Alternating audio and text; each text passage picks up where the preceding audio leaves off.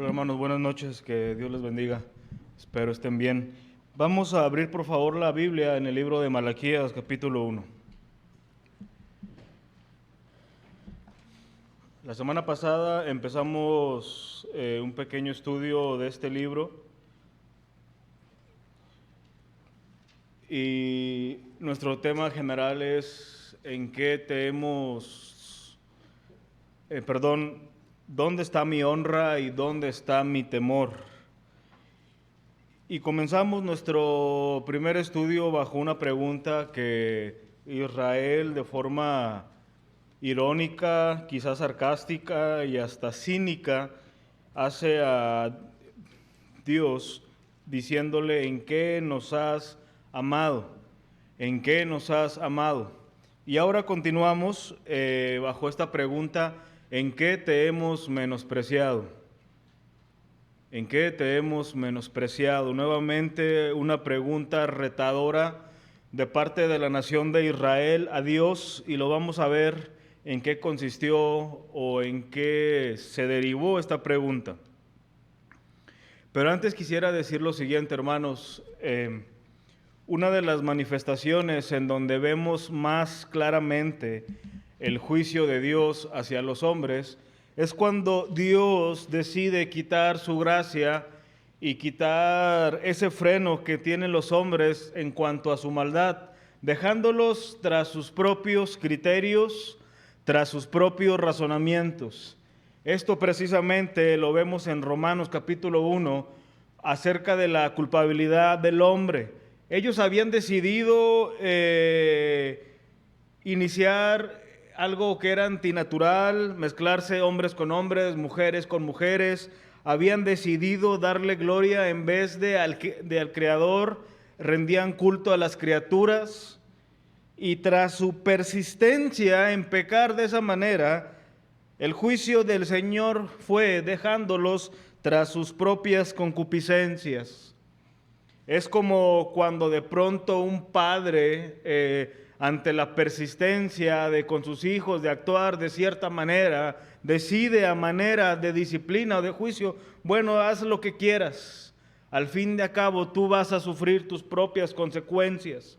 O cuando de pronto nosotros hemos hecho o nos lo han hecho a nosotros, ante la persistencia, actitud o ante la necedad de alguien o de algo, sigue tras sus propios razonamientos.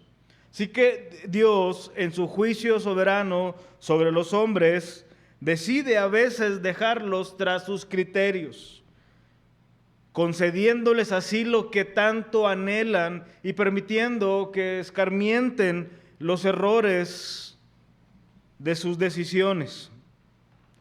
Sin embargo, algo que también vemos en contraparte es que una de las más grandes manifestaciones de Dios en cuanto al amor a su pueblo, a su iglesia, hacia nosotros, es permitiendo que Dios nos discipline, cuestionando nuestro actuar, cuestionando nuestro proceder, cómo es que estamos actuando, cómo es que estamos sirviendo.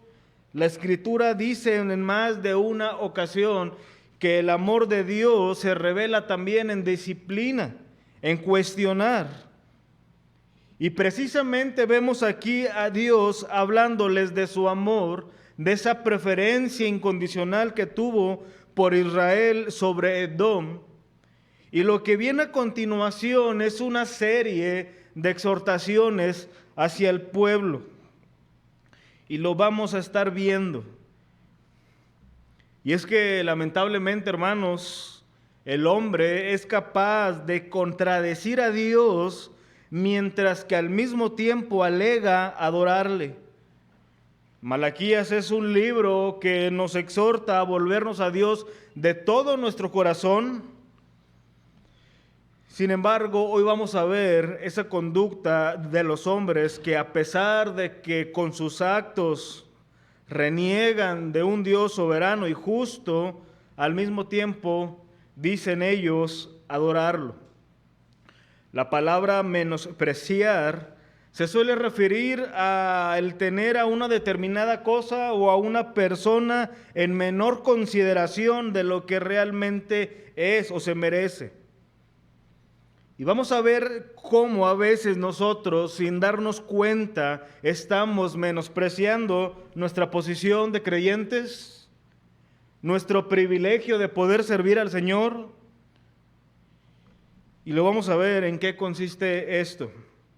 Pero antes yo quisiera, hermanos, que una vez más nosotros recordemos que nuestros actos revelan lo que somos. Más allá de nuestras palabras, nuestros actos revelan lo que somos y lo que hay dentro de nuestro corazón. Nuestros hechos atestiguan realmente cuál es nuestra condición. Usted y yo pudiéramos hablar también y tan bonito de lo que aparentemente Dios pudiera hacer para nosotros, pero nuestros hechos atestiguan nuestra condición. Así que pensando en esto, hermanos, vamos por favor a Malaquías capítulo 1, a partir del versículo 6. Es un texto algo largo, lo que vamos a meditar hoy, y lo vamos a ver bajo 3 enunciados. El primero que vamos a meditar en esta noche es cómo los sacerdotes despreciaban la mesa del Señor, ofreciendo cualquier cosa, no lo mejor. Despreciaban la mesa del Señor, ofreciendo cualquier cosa, no lo mejor. Versículo 6. Me siguen allí, hermanos, por favor, con su vista. Dice así la palabra del Señor. El Hijo honra al Padre y el siervo a su Señor.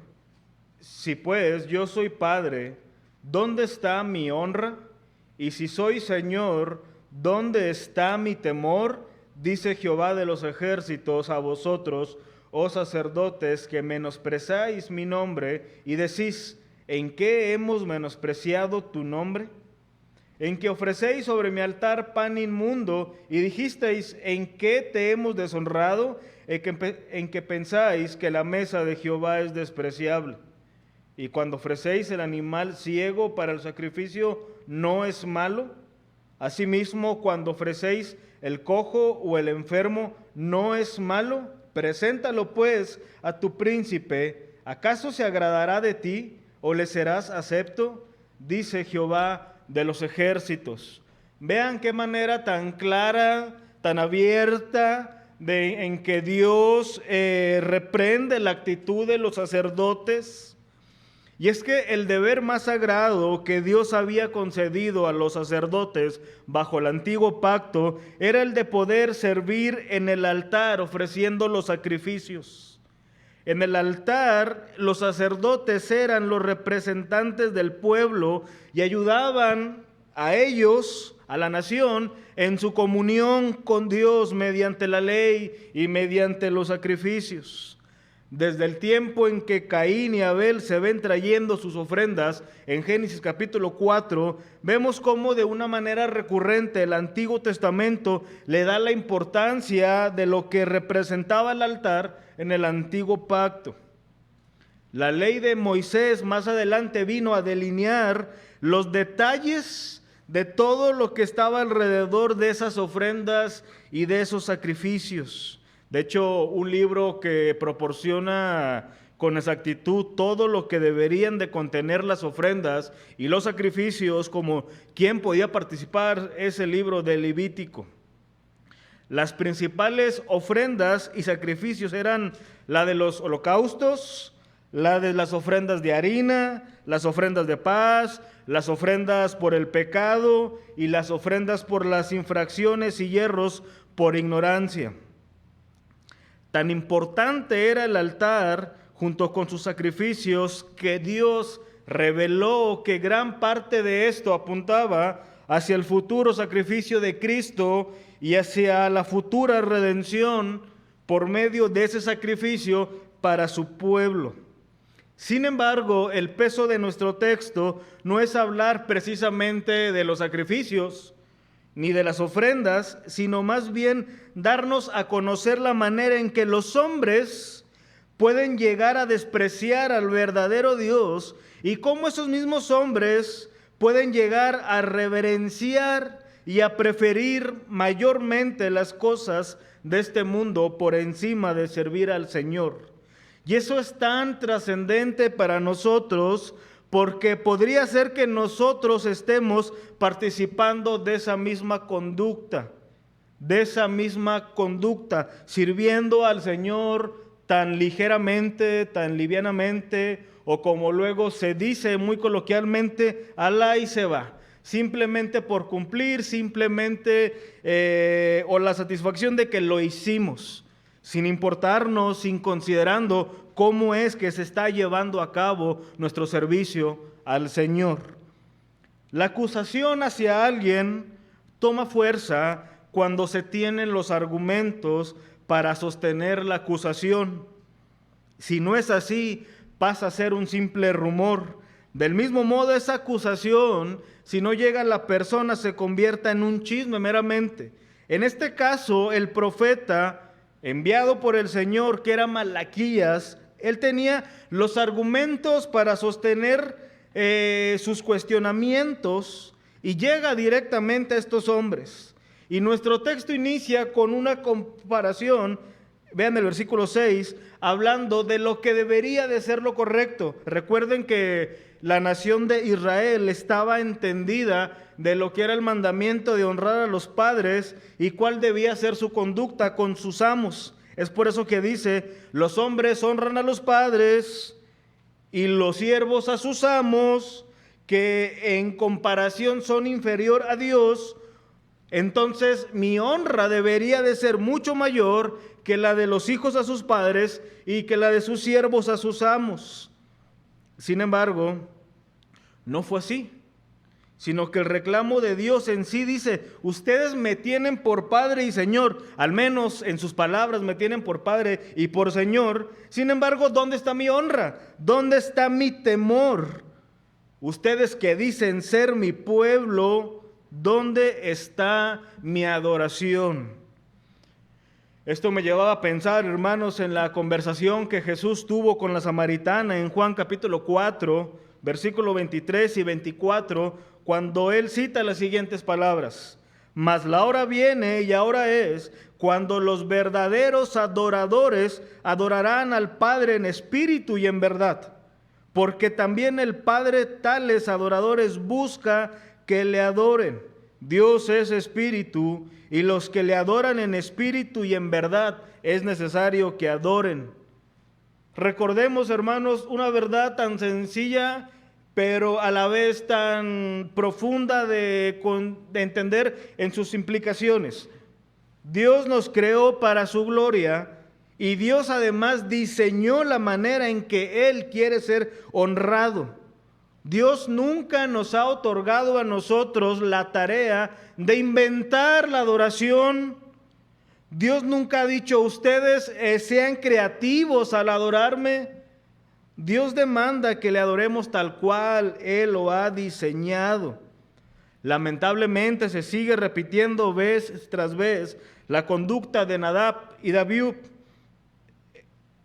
creyentes ofreciendo fuego extraño a Dios, pensando que la intención o el hecho en sí mismo son suficientes para complacerlo. Y ante este reclamo de parte de Dios hacia los sacerdotes, ellos sarcásticamente, cínicamente, desvergonzadamente, cuestionan a Dios y dicen, ¿en qué hemos menospreciado tu nombre? ¿En qué hemos menospreciado tu nombre? Y eso, hermanos, debería realmente simbrarnos a nosotros. ¿En qué pudiéramos tú y yo menospreciar el nombre del Señor? La respuesta de Dios a estos hombres fue directa: ofrecen pan inmundo y menosprecian mi mesa, dice el Señor. Este es uno de los dos versículos en donde aparece esta frase, la mesa del Señor. La expresión pan inmundo es evidente que alude a los sacrificios de animales, tal cual está en el verso 8, Y tal referencia de Dios al pan inmundo debió de ser suficiente para que los sacerdotes se arrepintieran de su conducta, porque ellos sabían cuáles eran las demandas de un Dios respecto a los sacrificios. Vean Levítico capítulo 22, versículo 17. También habló Jehová a Moisés diciendo: habla a Aarón y a sus hijos y a todos los hijos de Israel y diles: cualquier varón de la casa de Israel o de los extranjeros en Israel que ofreciere su ofrenda en pago de sus votos o como ofrendas voluntarias ofrecidas en holocausto a Jehová, para que sea aceptado, ofreceréis macho sin defecto entre el ganado vacuno, de entre los corderos o de entre las cabras. Ninguna cosa en que haya defecto ofreceréis, porque no será acepto por vosotros. Asimismo, cuando alguno ofreciere sacrificio en ofrenda de paz a Jehová para cumplir un voto, o como ofrenda voluntaria, sea de vaca o de ovejas, para que sea aceptado, será sin defecto, ciego, quebrado, mutilado, verrugoso, sarnoso o roñoso. No ofreceréis estos a Jehová, ni de ellos pondréis ofrenda encendida sobre el altar de Jehová. Los sacerdotes estaban entendidos de que ellos, al conducir al pueblo hacia los sacrificios o al recibir de parte del pueblo las ofrendas, debían de recibir lo mejor. Aquí no había excepción, aquí no había una disculpa. Dios demandaba lo mejor de su pueblo. Y estos hombres, al permitir este tipo de sacrificios, era la prueba más fidedigna de cómo ellos menospreciaban a Dios. A pesar de que se suponía que estas ofrendas debían de ser de la mejor calidad, animales buenos, los más finos productos, el grano debería de ser escogido, ellos tan ligeramente permitían y concedían a los animales ciegos, cojos, enfermos. Esto, por supuesto, revelaba mucho de los sacerdotes y revelaba mucho del pueblo. Pareciera ser que el concepto que tenían de un Dios santo estaba cada vez más menoscabado, más diluido. Reitero, hermanos, este principio que vemos en todas las Escrituras. En cuestión de la adoración a Dios, Él demanda cómo debe de ser adorado. Y ese cómo debe de hacerse de la mejor manera.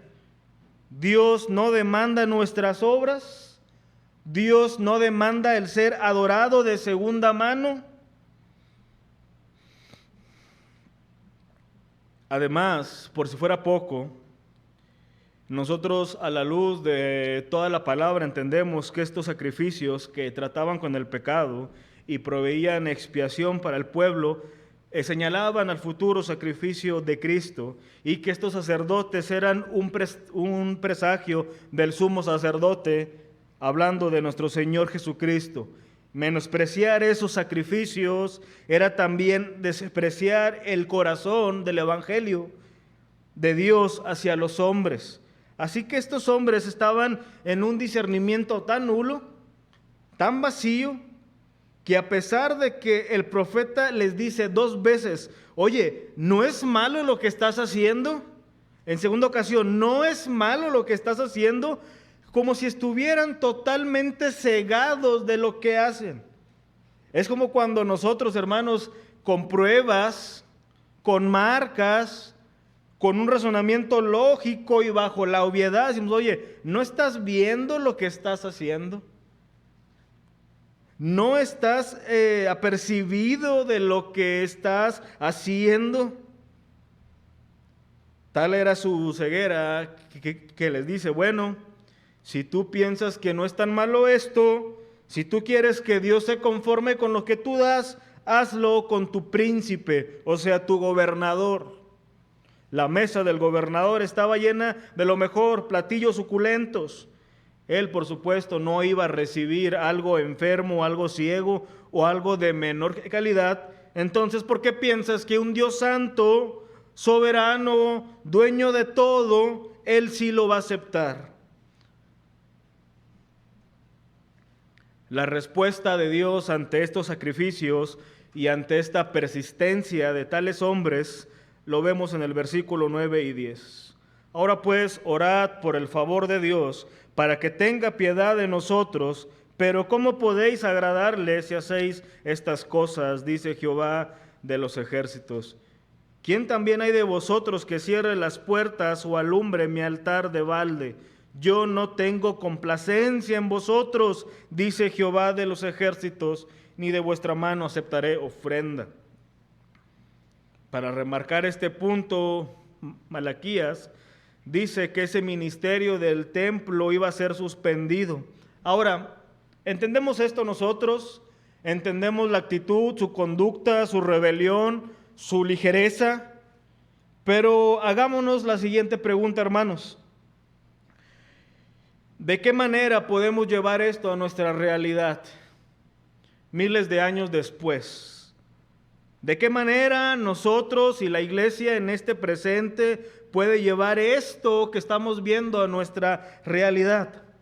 En primer lugar, reconociendo que al Dios que decimos servir y adorar es el mismo que se reveló a Israel y por tanto sus estándares no han bajado. Los mismos estándares de un Dios revelado en el Antiguo Testamento es el mismo Dios al cual nosotros hoy le cantamos y le servimos. Por tanto, sus estándares no han menguado. Dios sigue exigiendo lo mejor de su pueblo.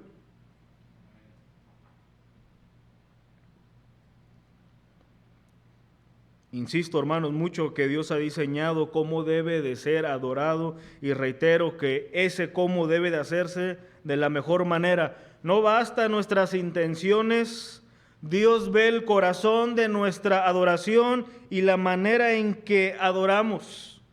Por tanto, hermanos, nosotros deberíamos de tener sumo cuidado si estamos menospreciando su nombre al adorarlo o pretender adorarlo sin dar lo mejor de nosotros o teniendo más cuidado de otras áreas que con el Señor. Nuestro empeño al adorar a Dios debería de estar por encima que cualquier otra actividad que hagamos. Yo te comento, hermano, si tú te esfuerzas para que en tu trabajo las cosas salgan bien, que allí no haya errores, si allí eres puntual, si allí no fallas, si allí tienes cuidado de todos los aspectos, porque sabes que no hacerlo bien te va a costar, ¿cuánto mayor empeño deberíamos de poner cuando se trata de servir al Señor Santo, justo, soberano? Si tú te preocupas más por no descuidar tu parte laboral, por las repercusiones que esto pudiera traer a tu bolsillo, pero aquí dices, bueno, es la iglesia, los hermanos entienden, yo entiendo, el Señor me va a entender. Cuidado, hermano, porque estás menospreciando la santidad y el servicio al Señor.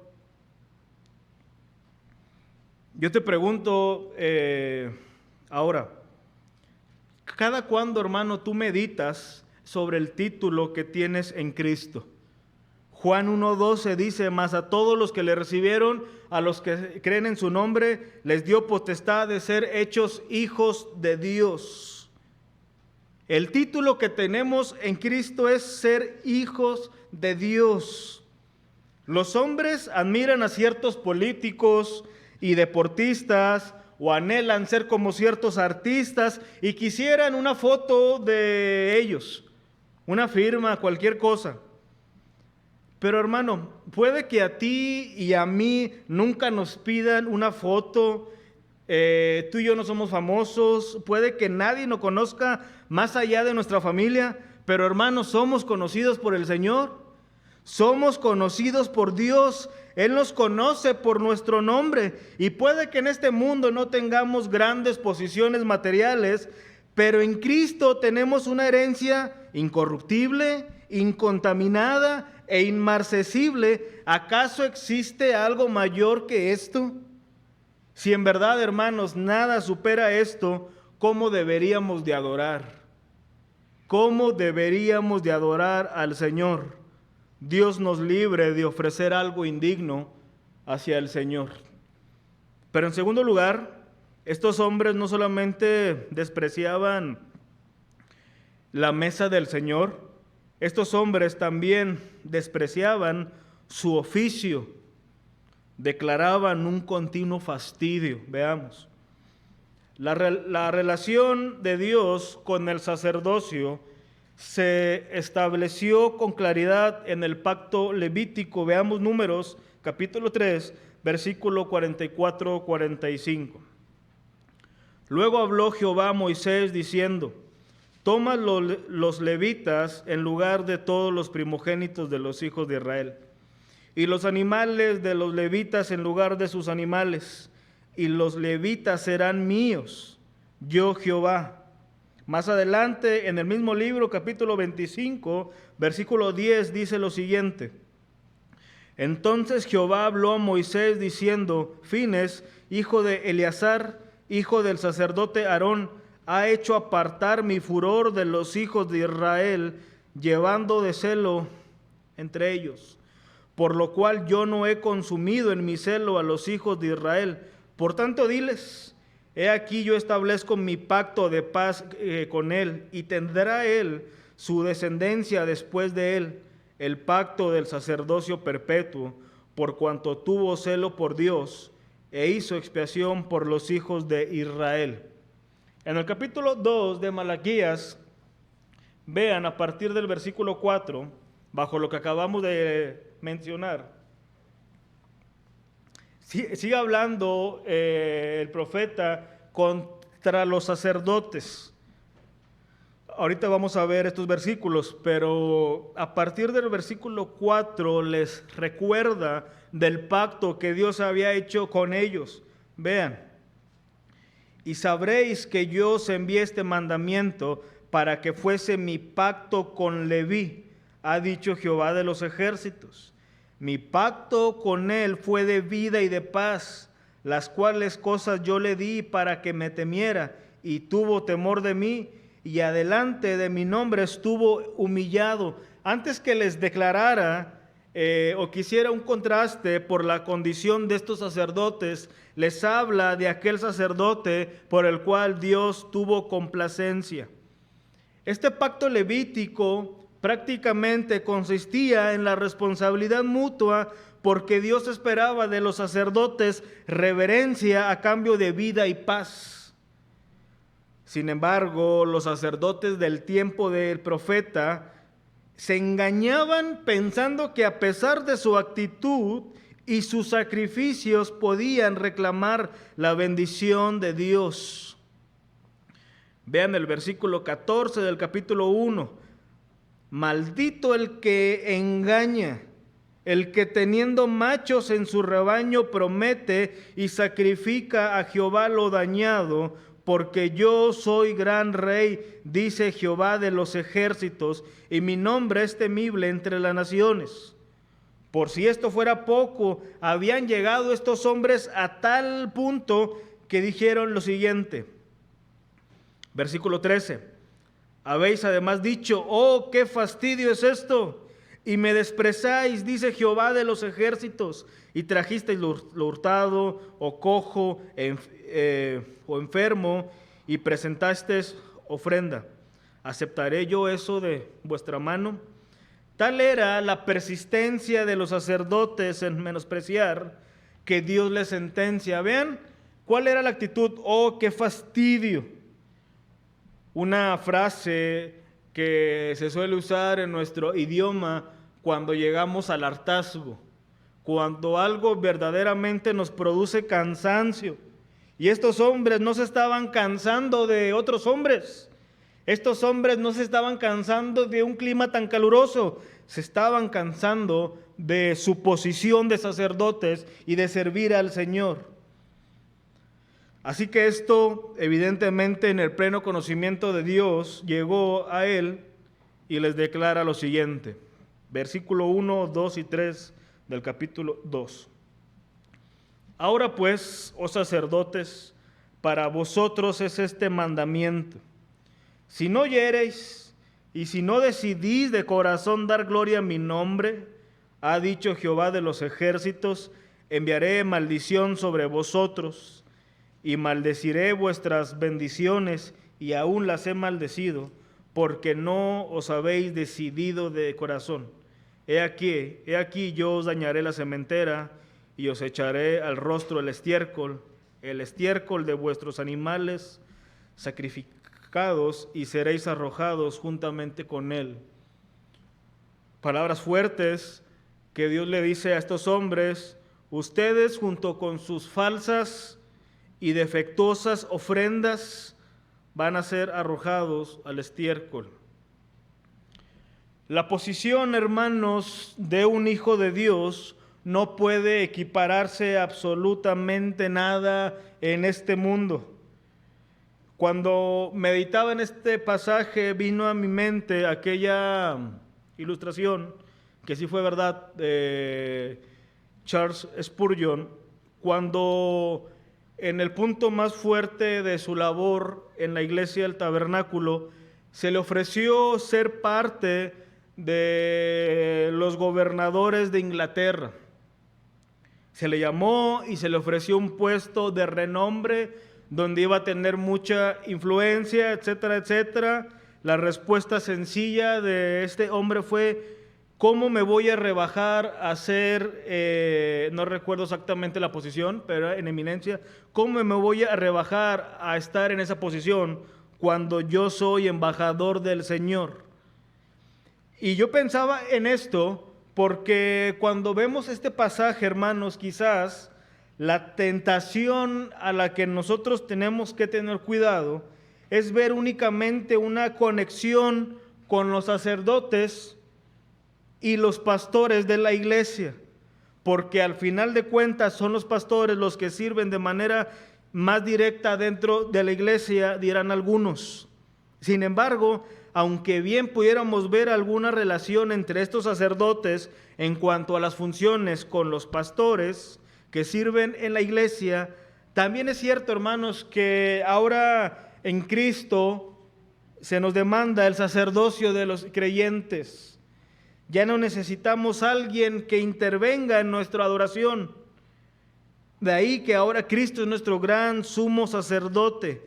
Es por eso que en este pasaje, al observar el menosprecio de los sacerdotes, no deberíamos pensar exclusivamente, aunque estamos incluidos los que servimos en la iglesia, sino que cada creyente tiene que considerar y tiene que examinarse en su servicio a Dios.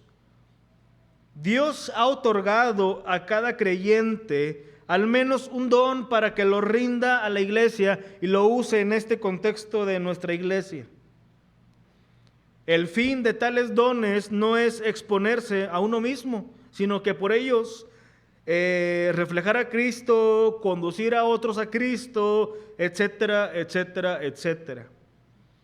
Pero, ¿qué sucede cuando estos dones o este servicio provocan en nosotros un hartazgo como en aquellos hombres?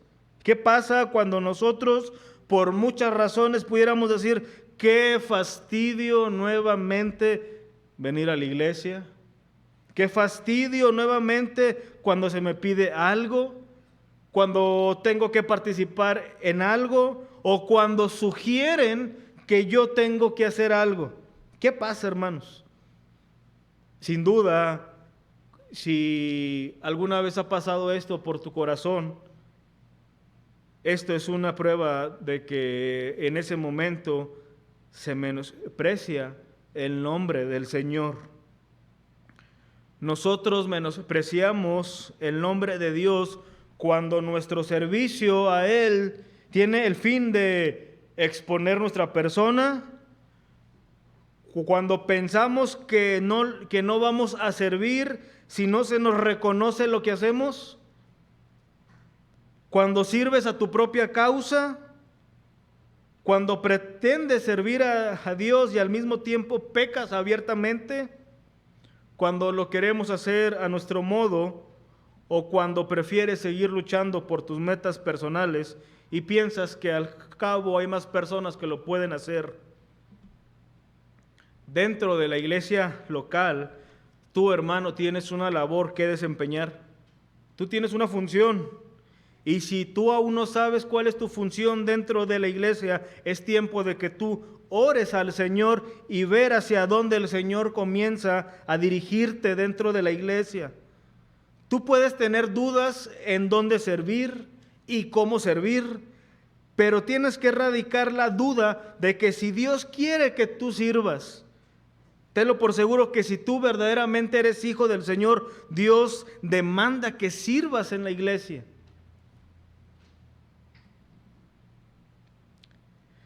Es cierto, hermanos, que es más importante lo que somos a lo que hacemos delante de Dios.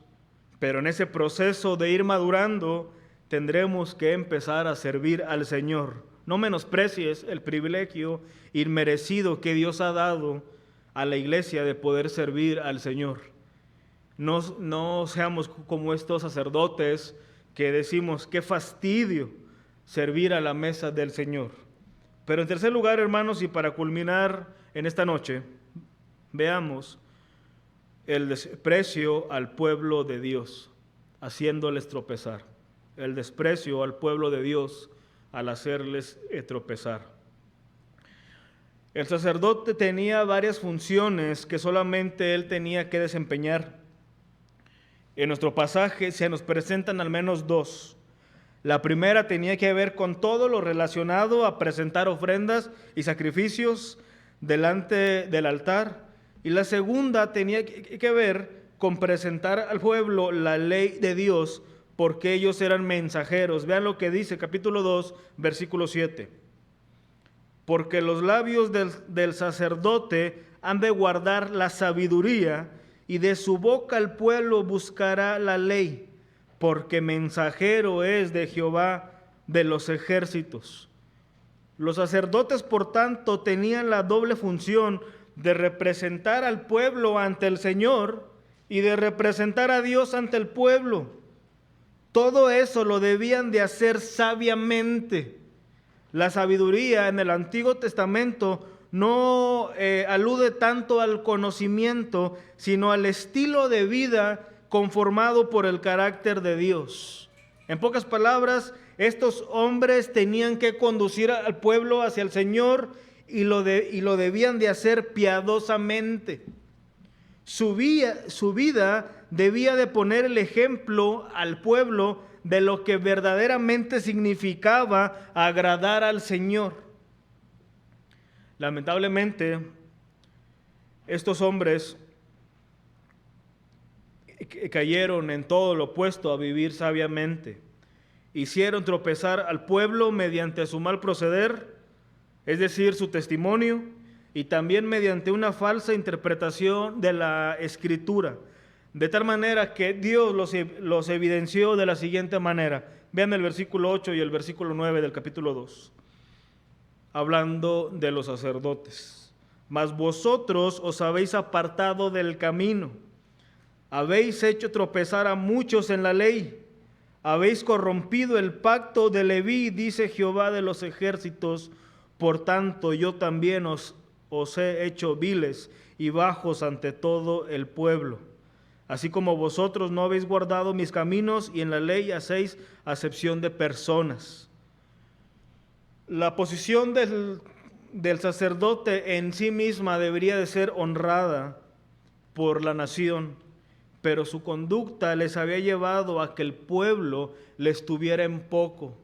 Ya no eran dignos de respeto, ya no les reverenciaban dentro del marco correcto. Su mal proceder, su mala conducta, su falta de piedad, su falta de devoción al Señor había hecho tropezar al pueblo. Una de las cosas, hermanos, que sucede a partir de nuestra conversión al Señor es que nosotros gradualmente comenzamos a amar lo que Dios ama y aborrecer lo que Dios aborrece. Por ejemplo, Dios tiene en alta estima su propia palabra y nosotros cada día deberíamos de ir aumentando nuestro amor por su palabra. Es la palabra del Señor, debe ser nuestra lámpara que verdaderamente nos alumbre.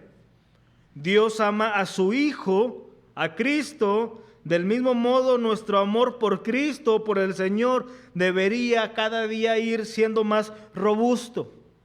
Pero del mismo modo, hermanos, Dios ama a su iglesia. Por tanto, nosotros debemos de amar a la iglesia del Señor. Y aquí yo pregunto, ¿qué significa amar la iglesia del Señor? ¿Qué significa, o tú cómo pudieras responder, qué significa, hermano, que amar a la iglesia? Amar a la iglesia es una respuesta amplia. Podemos incluir amar a la iglesia significa amar el propósito de la propia iglesia e involucrarnos. Amar a las personas que conforman la iglesia. ¿Y qué significa amarles? Solamente llevarnos bien y convivir, no. Amarles significa buscar su crecimiento. Amarles significa no poner en ellos tropiezo. Amarles significa cuidarles y no ver o no poner un estorbo en su caminar hacia el Señor. Y estos hombres, lamentablemente, era tal su menosprecio que no se habían fijado que no solamente afectaban su propia persona, sino que ya se habían llevado dentro de su proceder al pueblo. Habían hecho tropezar al pueblo andando impíamente. Nosotros, hermanos, y concluyo, nosotros debemos de estar conscientes, y esta es una marca de que vamos caminando hacia la madurez. Nosotros debemos de estar conscientes de todo lo que pudiera ocasionar tropiezo a alguien.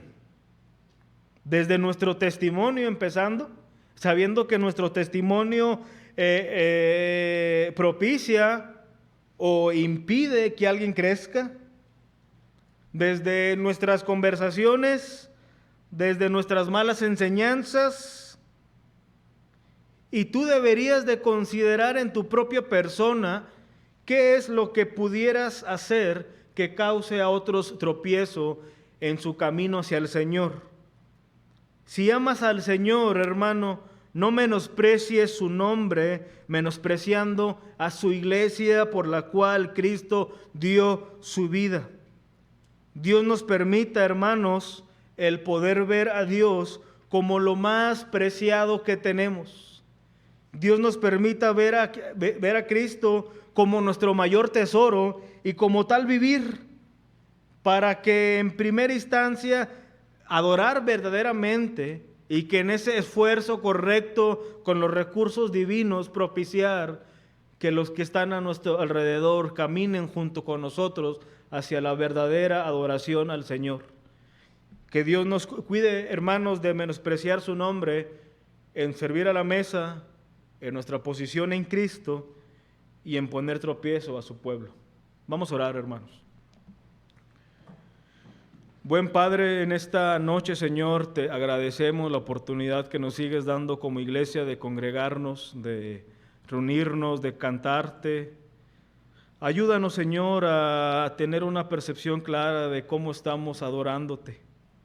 Perdónanos, Señor, cuando minimizamos nuestro servicio a ti, cuando pensamos que tú nos vas a entender si las cosas no las hacemos tan bien. Perdónanos cuando nos hemos esforzado más por agradar a los hombres que a ti mismo. Permítenos, Señor, no menospreciar el título que tenemos en Cristo. Y permítenos, Señor, no menospreciar tu nombre al poner tropiezo en tu iglesia. Ayúdanos, Señor, a que nuestra iglesia se afirme, camine y que te podamos servir verdaderamente. Todo, Señor, te lo suplicamos en el buen nombre de nuestro Señor Jesucristo. Amén.